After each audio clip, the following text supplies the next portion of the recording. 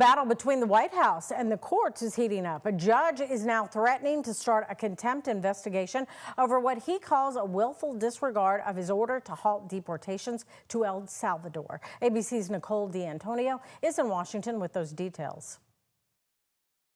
This morning, growing concerns surrounding the deportation of Kilmar Abrego Garcia, the Maryland husband and father who the administration admits was wrongfully sent to El Salvador. Maryland Senator Chris Van Hollen now pushing for Abrego Garcia's release. And the U.S. courts have found that he was illegally taken from the United States, and the government of El Salvador has no evidence that he was part of MS-13. Why is El Salvador continuing to hold him in CCOT? A unanimous Supreme Court ordered the administration to let him return to the U.S. for a due process hearing. But the White House insists he will never live in the United States again and is criticizing the senator's visit.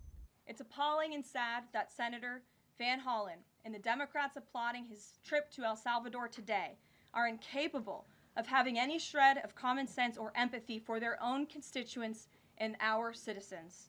Abrego Garcia was living in Maryland after entering the country illegally. The 29-year-old was arrested and deported last month, along with hundreds of other men accused of being gang members. ABC News has learned new details about Abrego Garcia's past.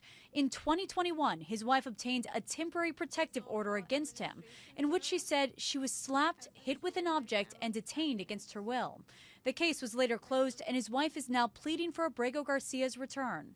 Now, a federal judge is threatening to hold the Trump administration in criminal contempt for violating his orders last month to turn around those two planes carrying deportees to El Salvador.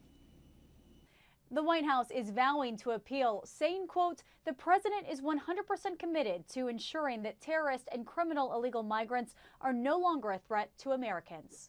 Nicole D'Antonio, ABC News, Washington.